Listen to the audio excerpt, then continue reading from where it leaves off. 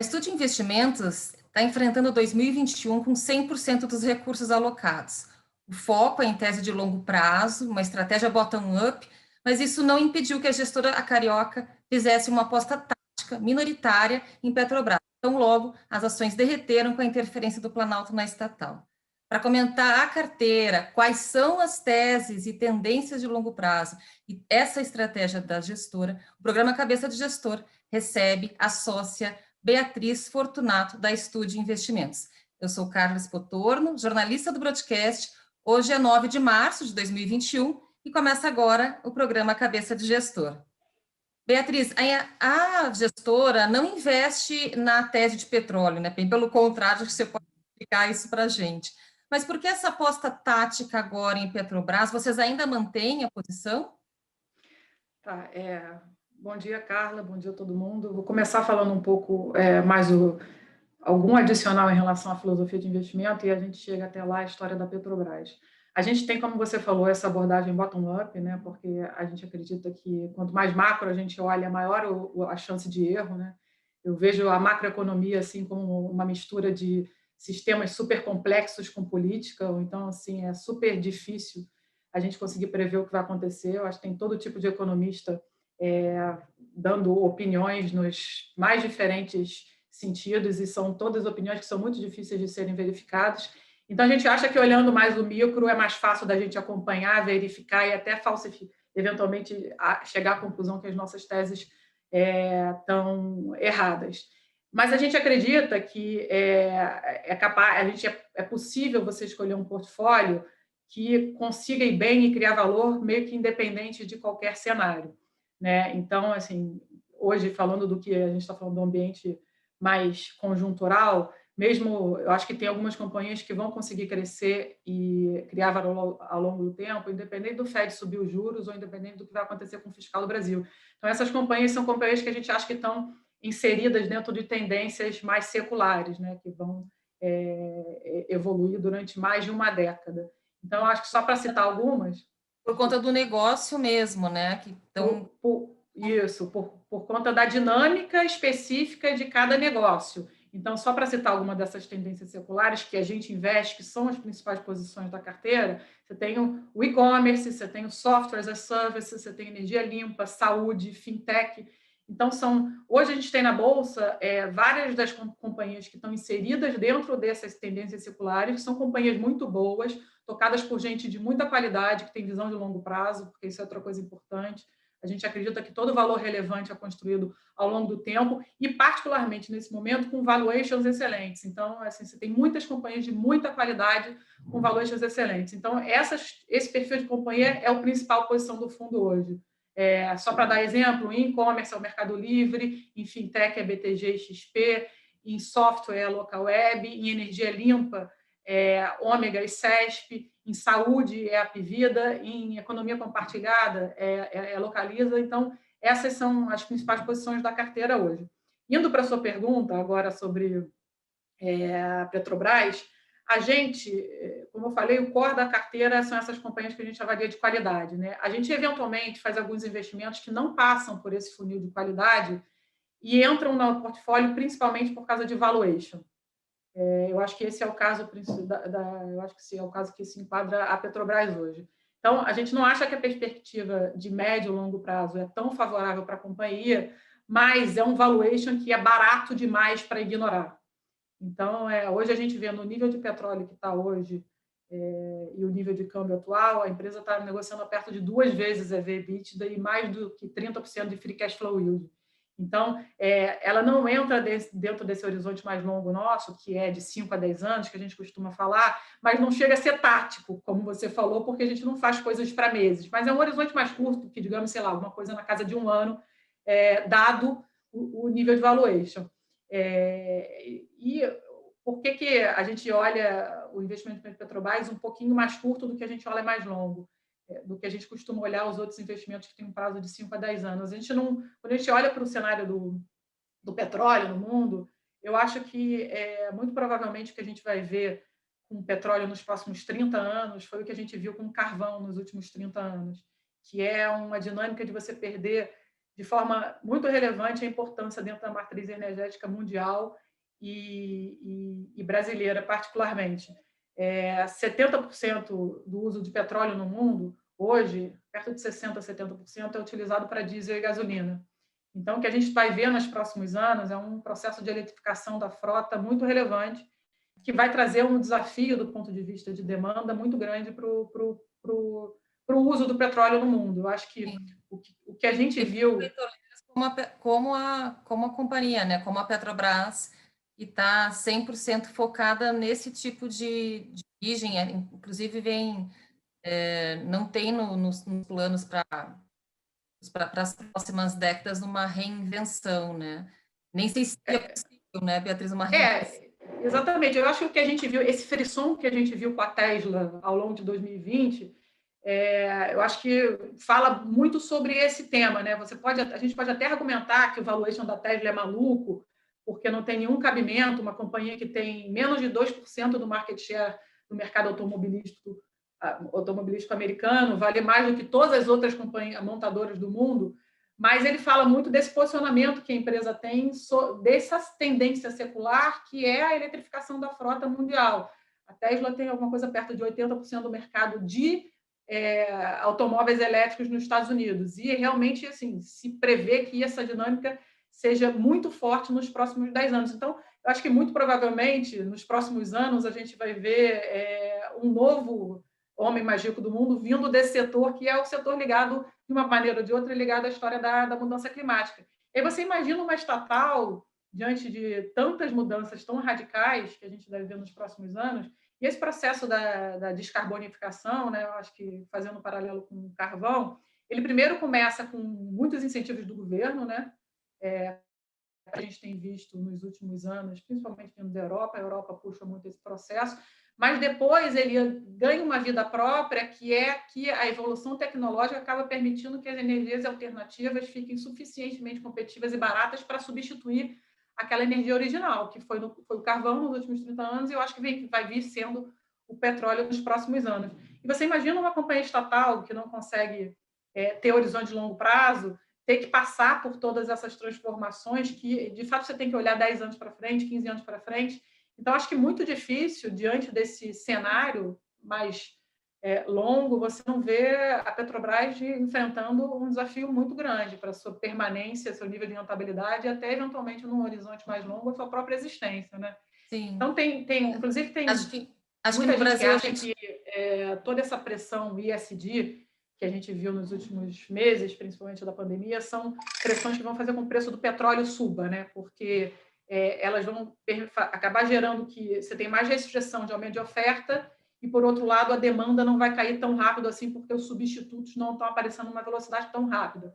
Eu acho que é possível que isso aconteça, principalmente quando você fala de um horizonte de 2 anos, mas, de novo, com o carvão não foi isso que aconteceu. O carvão saiu de forma muito relevante da matriz energética do mundo, sem ter pressão de preço da commodity.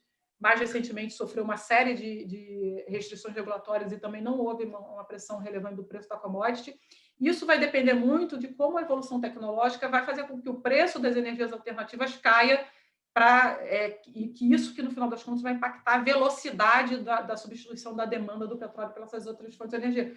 Mas esse processo de eletrificação da matriz energética do mundo é um processo que é muito relevante e eu acho que vai continuar por muito tempo. Você está falando, acho que a transição da frota à base de petróleo na Europa, por exemplo, ela já está muito mais acelerada e sendo pensada, planejada do que no Brasil. Mas ainda isso que você está falando, a gente pode ver já uma transição com o barateamento da energia eólica no Brasil, né? Eu queria aproveitar, e você falou de uma questão que me parece bem importante, que é a questão do valuation das empresas, né? É isso que faz com que hoje a carteira do fundo, enfim, é uma das coisas que contribui para a carteira do fundo, está 100% alocado. Ano passado, as ações que estão no universo de cobertura, de interesse de vocês, baratearam demais, foi isso?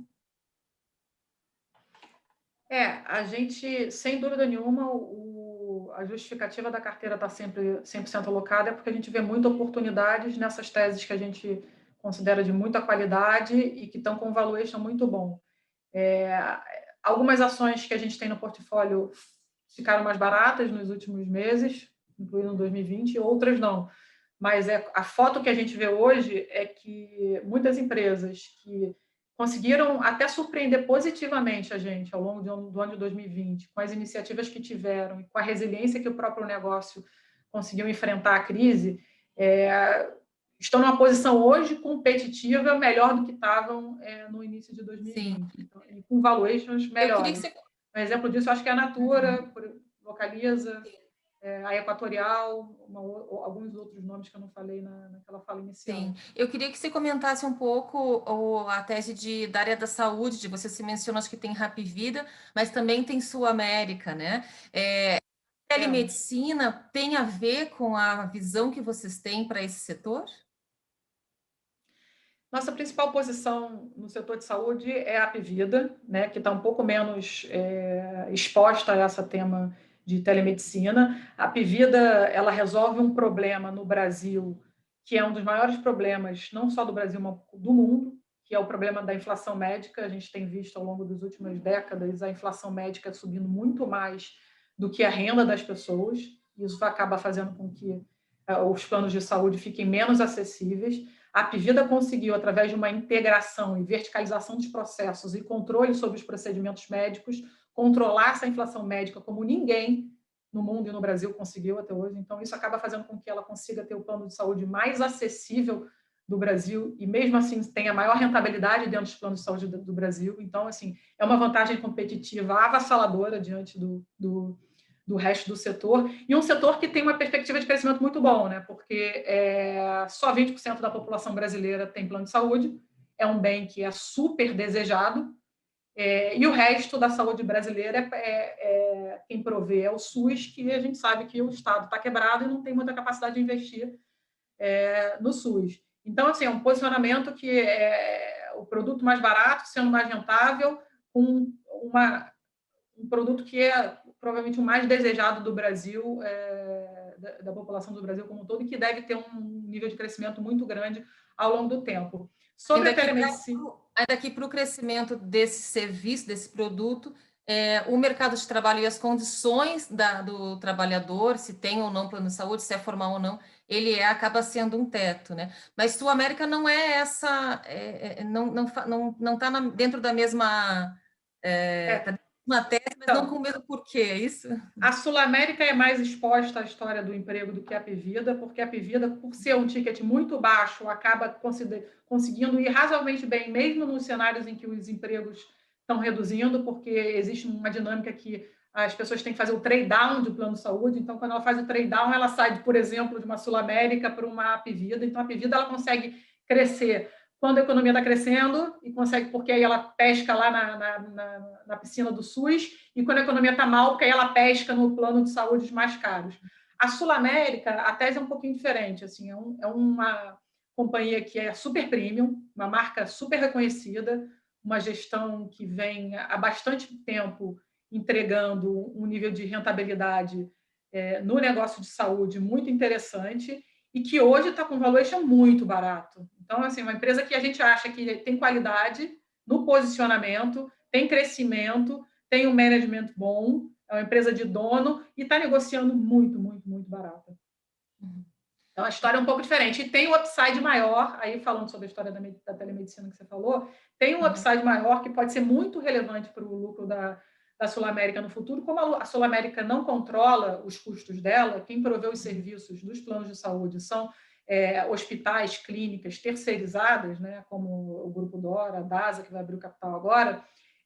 Qualquer ferramenta que faça com que ela tenha um pouco mais de controle para que os custos dela, as sinistralidades com os atendimentos médicos cresçam menos do que vem crescendo, qualquer ferramenta nesse sentido é uma ferramenta que pode ter um upside muito grande para a Sul América. E eu acho que a telemedicina ela entra justamente como uma ferramenta que vai viabilizar você eventualmente conseguir fazer com que as pessoas que têm o costume de um plano de saúde, de um atendimento de emergência com uma febre ou uma gripe, passem a substituir esse tipo de atendimento por um atendimento remoto de um médico cadastrado na Sul América, e naturalmente esse custo fica muito mais baixo para o plano de saúde. Então, acho que isso é uma dinâmica que a resistência caiu muito ao longo desses últimos meses por causa da das quarentenas, e eu acho que é uma dinâmica que pode ser favorável, sim, ao nível de rentabilidade da Sul América no futuro.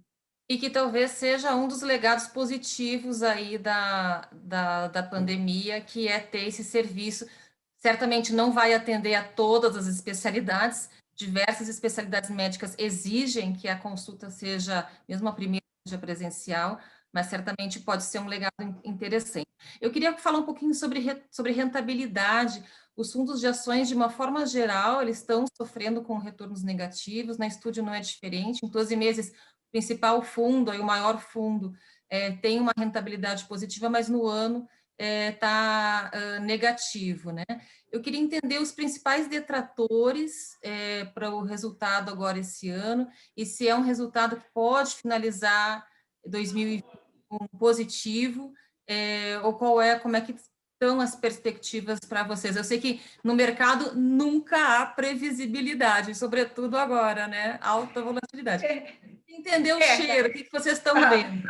Não, então, a rentabilidade negativa vem basicamente porque as únicas coisas que sobem de forma relevante na Bolsa esse ano são a Vale e a Suzano, né? São as empresas de commodity. Eu acho que praticamente todos os outros setores têm uma performance negativa e a gente tem uma exposição maiores a esses outros setores que têm as características que a gente tende a gostar mais, né? De crescimento contínuo por muitos anos e construção de valor ao longo do tempo, do que de commodity. Então, naturalmente, a carteira cai esse ano por causa disso. Mas, assim, todo o movimento que está acontecendo esse ano é um movimento muito macro e político. E, como você mesmo falou, assim, a capacidade de prever como é que vai ser o macro e o político, principalmente no curto prazo, eu acho que, sinceramente, eu não sei se alguém tem essa capacidade. A gente definitivamente não tem. Mas, assim, a gente acredita... Tem, está mentindo, né, Beatriz? E se tem, está mentindo, né? Porque pois é. Do STF sobre o caso Lula, quem ia prever?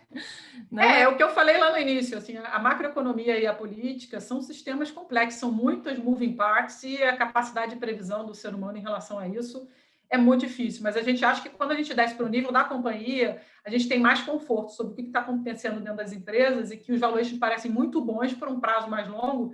Então, a confiança é grande que o investimento do portfólio vai ser substancialmente maior do que da renda fixa num prazo mais longo. Acho que as companhias estão muito baratas hoje, essas que não são... As commodities também estão, por uma conjuntura mais específica, mas essas empresas mais ligadas à economia doméstica como um todo. Sim, e as que estão no radar de vocês, que são essas de tendências mais longas, né? De prazos mais longos.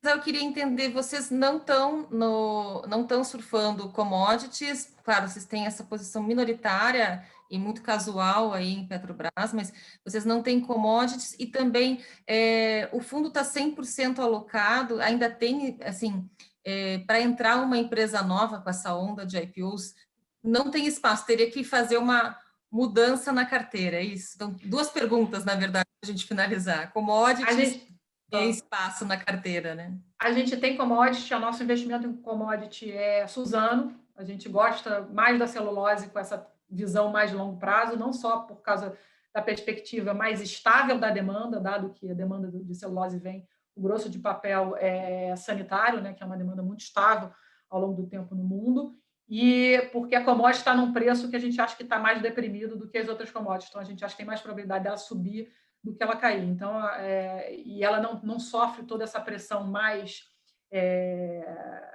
relacionada às questões ambientais, até o contrário, né? As empresas de papel e celulose, elas são liquidamente elas capturam carbono, né? Não geram carbono, como é o caso da Petrobras e a Vale. Então, a gente, para um prazo mais longo, a gente gosta mais, e por causa do momento do ciclo da celulose, a gente gosta de Suzano. Então, a gente tem Suzano, sim.